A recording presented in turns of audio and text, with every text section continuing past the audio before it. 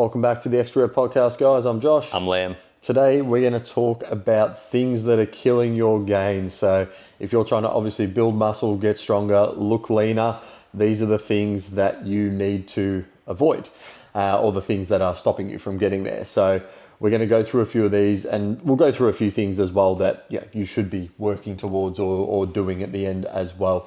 But I think the best place to start, Liam, is a lot of people will say, and look, a lot of people know this, but they probably still don't consume enough or as consistently as they should, and that is protein. Yeah, I'd 100% agree. Unless you're tracking it, you don't know. Or at least tracking it for a short period of time. It's the one macronutrient we all under-evaluate.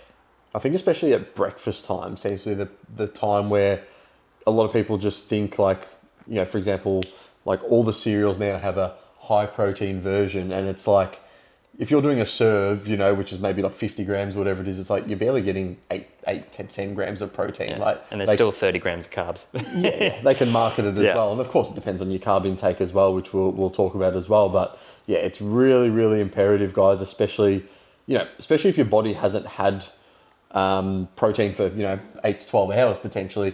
Really, really essential to get it in terms of, I guess, like structuring it and maximizing it for as many gains as possible.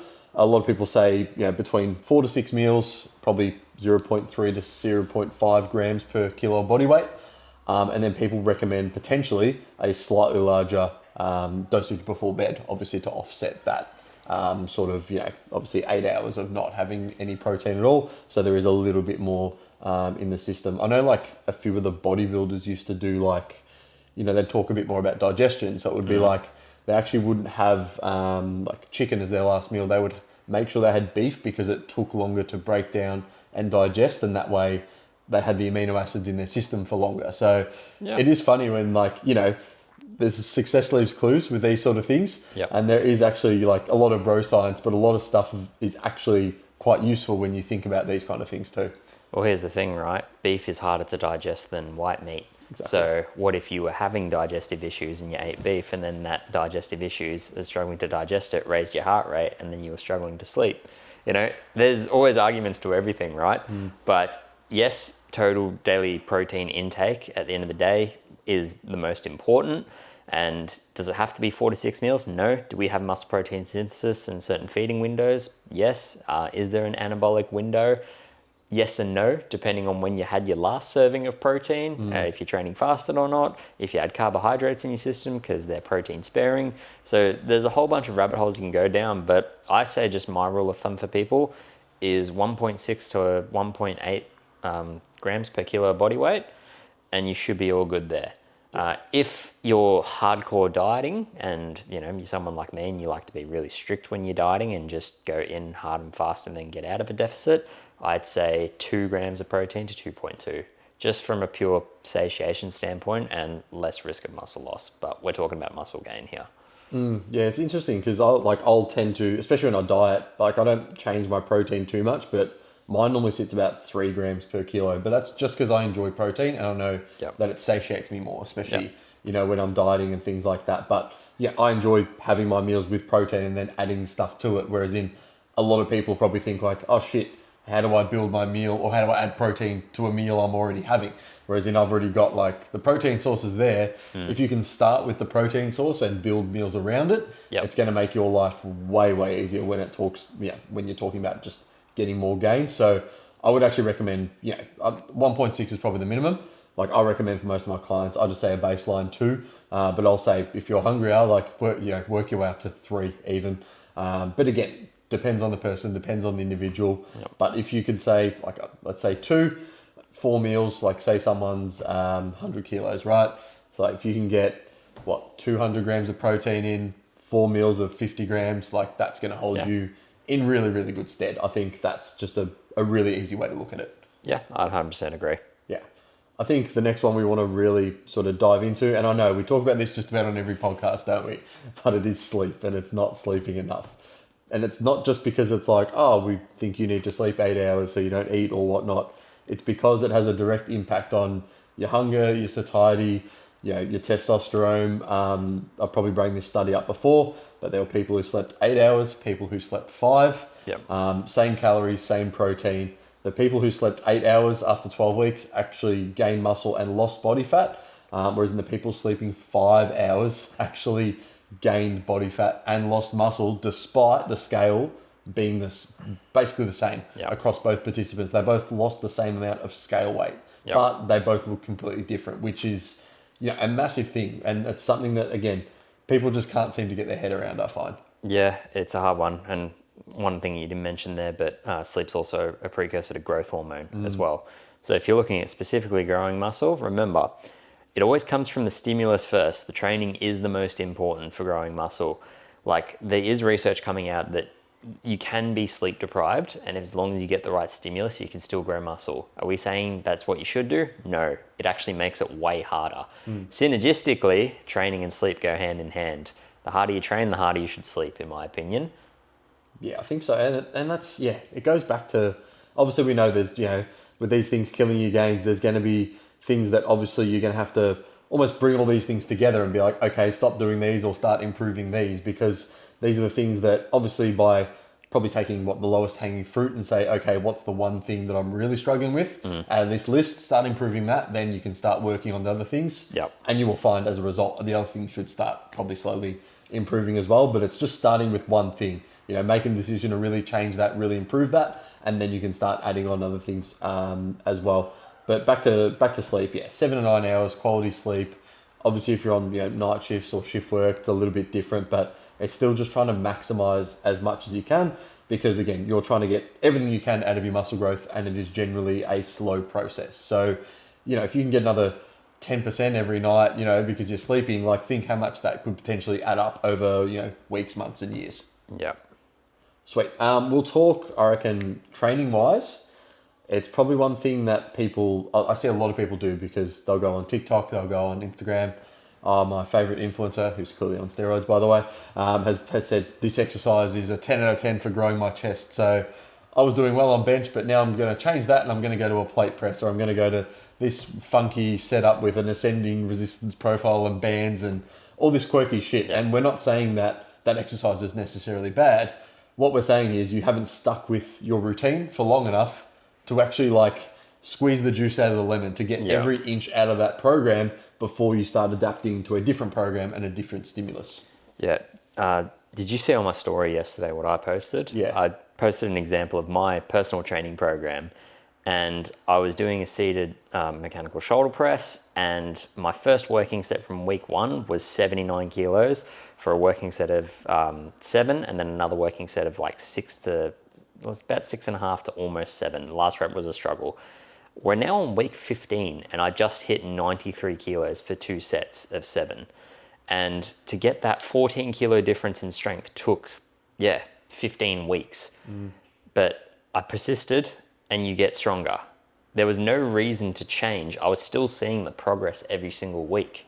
Yes, it's minuscule progress, but it's still progress. And that's what people, they will be like, okay, maybe if they are hitting a plateau, I think the problem a lot of the time, and sometimes it is the training program, don't get me wrong, they're just doing too much volume, but a lot of the time it's those other things that we've potentially talked about. It's the sleep, it's the stress, it's not looking after yourself, it's not fueling your nutrition beforehand, it's the alcohol, the nights out, it's all these things that are leading you to not be able to make progress in the gym that you should be making, and that in turn should obviously be getting you gains, improving your body composition, and building you more muscle. So just be really wary of changing your workouts too often.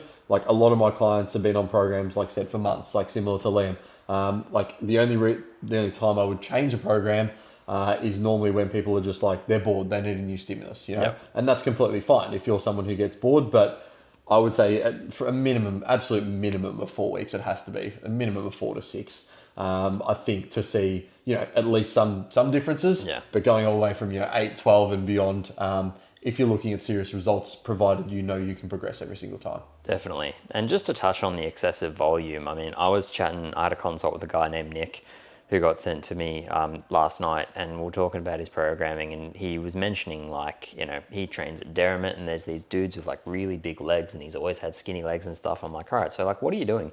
And he's like, and he sounded really strong from the numbers he was telling me. I do 7 sets of squats. I do 100 kilos for sets of 12, and then I sort of like lower the weight and just go to failure and get like ends up doing 60 kilos to failure. And I'm like, so he's got one working set, and then he's got his second working set, which we know has decreased from there. And then he's just doing 5 excessive sets of volume, and one of them's to failure on them. And I'm like, holy shit, like, no wonder your legs aren't growing. Yeah. Like the amount of damage and muscle fatigue, it would take literally probably 5 to 6 days to recover from that. Yeah, for sure.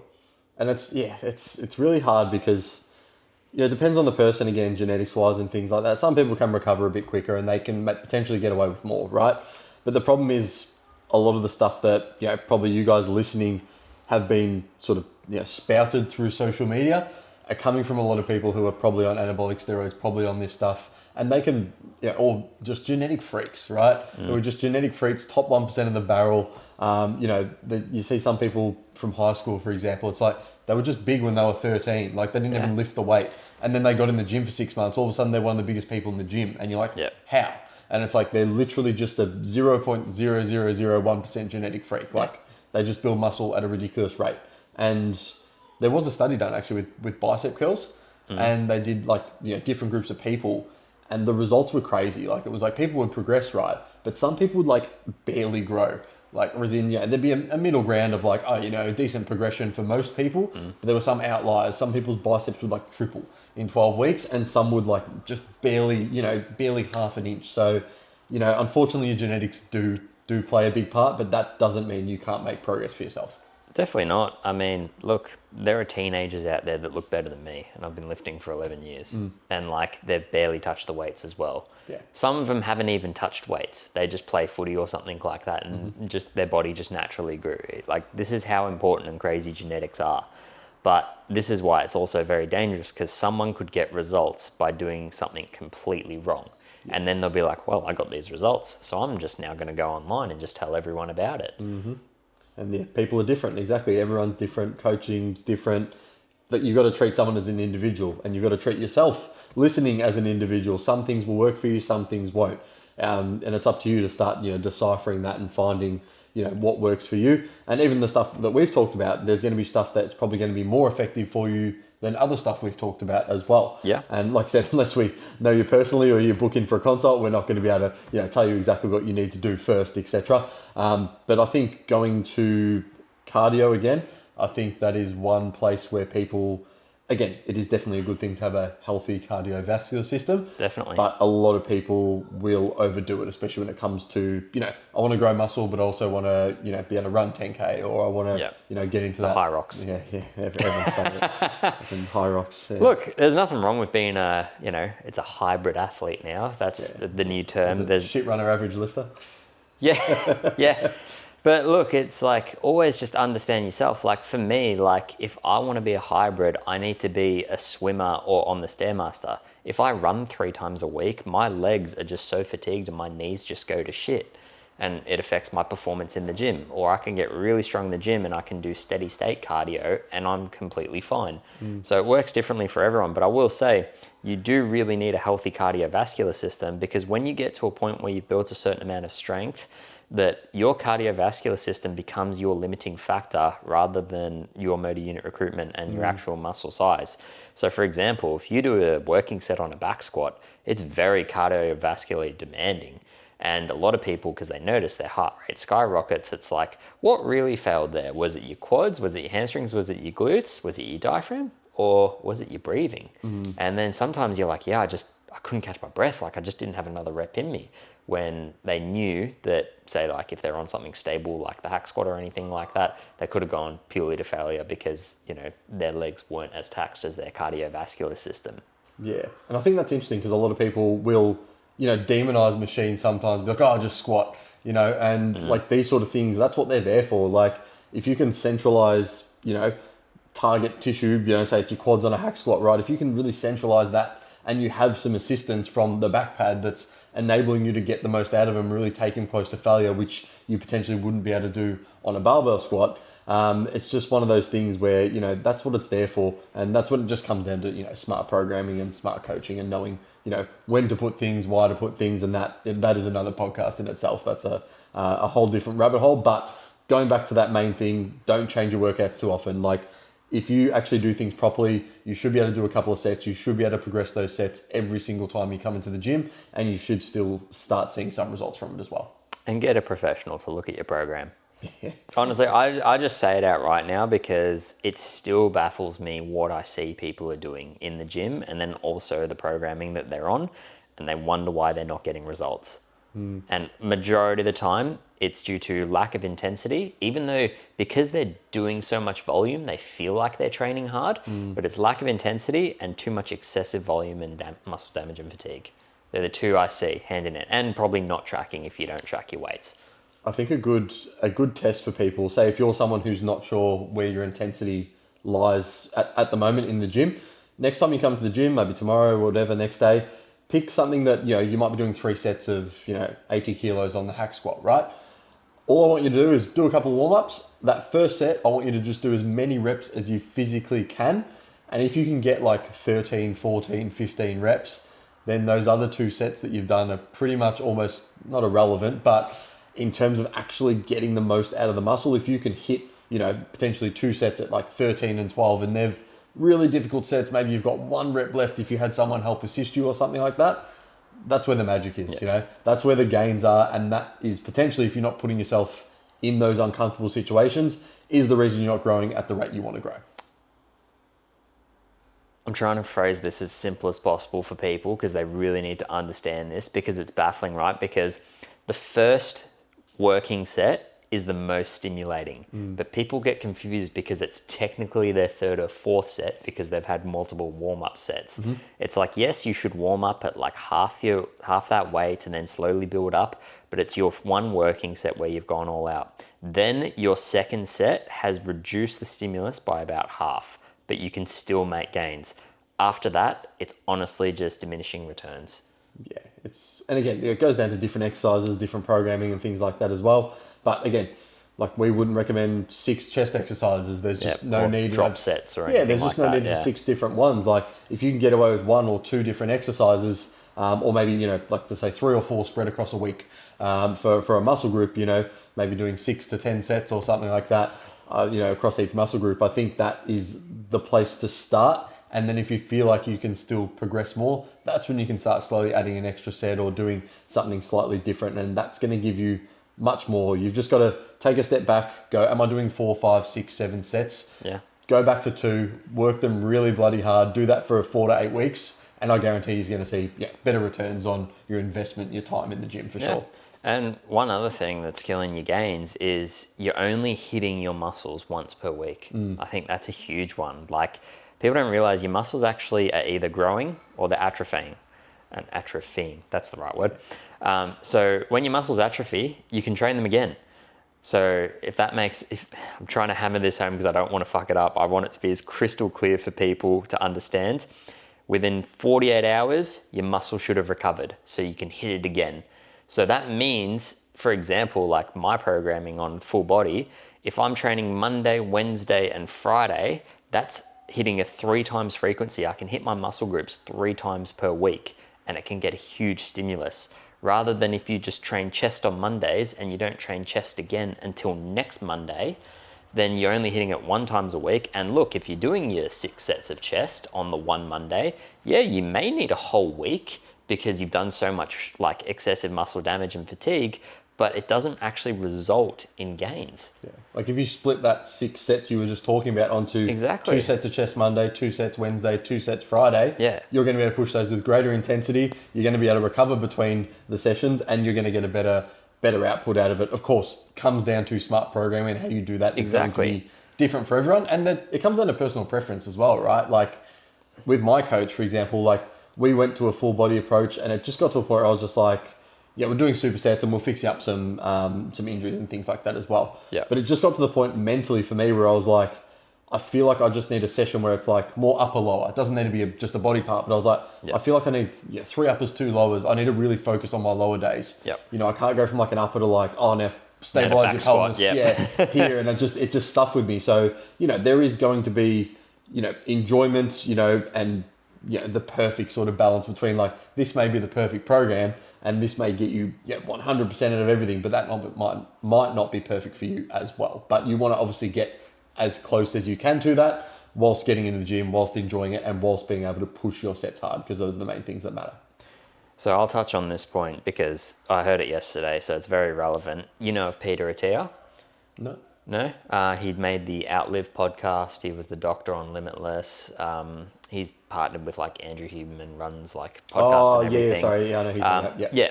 So he was on the Stephen Bartlett podcast, and they're talking about health and hypertrophy, and then his weight training session, because it's all about like centuring. He wants to live to 100 and stuff. So he was going through his training program. This is the vampire, yeah? No, that's Brian Johnson. Oh, Brian Johnson, sorry. But one thing he was specifically mentioned was he was just like, because they touched on genetics and how big he can get and stuff. And then he's just like, he's like, I'm just not someone that grows. Like, he's like, I've been lifting weights my whole life, can't grow. But then he actually explained his training program. And I was like, no wonder you're not growing, bro. So he's just like, so I do just 4 exercises of chest Monday. And then like he'll do like a typical bro split. Like he'll only train once per week each muscle group. And it's like, if he actually just spread it apart and had more intensity, and now look, his reasoning might not be to grow muscle, like he wants to probably just be strong and stuff, but he had that belief that he mentioned he just can't grow and he's just never going to be big and stuff, but he's not actually training for that at the same time. So it was reflective in his program. So I was like, okay, is this a genetic thing? Is this a lack of understanding of programming? And it's not a knock on him or anything like that, but it's just, I hammer at home of how important the programming is. Yeah. Because this is a guy, he understands training intensity and blood flow restriction training, as mentioned all before. But if he just focused on doing less volume, more intensity in his sets, and splitting up his volume across the week and hitting it at a more frequency, he would see better gains. Yeah, for sure. Quick note on that, blood flow restriction training, don't do it unless you actually have a significant injury and you can't lift heavy. Look, around injuries and retaining muscle mass, because we did talk about muscles atrophying, like if you've had surgery or if you've got an injury and you don't want that muscle to completely atrophy when you're taking all that time off. Like, I understand. I've got a photo of me when I hadn't lifted in 4 months and I still hate looking at that photo. Like, you literally see my whole body shrink, like my muscles just gone. It just looks like flab. It's a very strange thing. But the second you get back into training, yes, blood flow restriction training can be really good, but always do it with a professional and have someone monitoring you, because it's not something that you just buy the cuffs off Amazon and then you just start pumping. It can be dangerous. You could have a blood clotting disorder that you're unaware of. You could have had a bit of a shit diet and one of your arteries has a bit of plaque in it. Like, always be cautious with this stuff. Like, you could have high blood pressure and it causes too much hypertension. Like, there's so many different things. It's like, yes, these are tools to be used, but always do them safely and professionally, if that's a word. Yeah, professionally, yeah. Well, with a professional. Like, do it professionally, yeah. I think the last thing to talk about, and we have talked about it previously, but it is stress. And we know it is a big inhibitor of killing your gains. Obviously, we know when we're stressed, it is going to be a lot harder to build muscle. And I want to just quickly point out before we finish up that stress can be a good thing as well. The problem is there's stress from, training. And there's also stress from life. So, wife, kids, job, money, etc. I like to use the analogy of like a stress bucket. So what we need to do is we need to fill up this bucket full of stress, right? But we can't overflow the bucket. So we need a good, amount of training intensity in there that's going to fill up that bucket, not to the brim, but close. And then we want those lifestyle factors to come in there and fill that up even more, but we don't want to be tipping over. As soon as we get to the point of tipping over, that's when we're going to be under recovered. And even if, sleep and stress are quite good, if sleep and nutrition are quite good, that stress is still going to, chronic stress getting to that point is going to unfortunately lead you down a bad road, and it's just going to inhibit your ability and potential to build muscle. Yeah, I mean, if we look at the principles of building muscle and hypertrophy, it's like you need to recruit motor units, you need mechanical tension, all that stuff. And if you're too stressed, then performance goes in the gutter. So it inhibits those two things. It inhibits your muscle from experiencing mechanical tension because your body doesn't want to be under more stress. It inhibits the motor unit recruitment because your body is like, you're, so stressed to the point where it's like, we don't want you to push a PB. You're too fatigued. Your central nervous system's too fatigued. And look, we have two different nervous systems of sympathetic and parasympathetic. Sympathetic's like when cortisol's up, we actually want to be in that stress state. And that's when we're doing things like training. But parasympathetics, when we're doing things like sleeping and eating. And if you're more in your sympathetic dominant, then that'll affect your digestion. It'll affect your stomach acid production. It'll affect like your nutrient absorption. It may affect your sleep because it might take you longer to get to sleep. You might wake up during the night with a racing mind. Like there's so many different things, but stress correlates into all of them. And that's why, it can kill your gains. Yeah, even sleep, like going back to parasympathetic nervous system, that's why, again, nasal strips, like I mentioned on the last podcast, promote parasympathetic breathing, and I've noticed a big difference in obviously stress, but also sleep quality by doing them as well. But I think to summarize, guys, it's going to sound really simple when we summarize it because it's eat enough protein, sleep well, do your workouts for a couple of months, see small progressions every single week. Obviously, make sure that your cardiovascular system is at a baseline level without overdoing it. And then reduce your stress levels, and you're going to make 5 golden rules. You're going to make the best progress you can possibly make for your genetics at that time. Again, if you guys have any other questions, guys, myself, Action Fitness Nutrition on Instagram, Liam, Coach Liam C. Murphy on Instagram, or again, you can message the podcast on Instagram at the Extra Rep Podcast. But until then, guys, we'll see you in the next podcast. See you guys.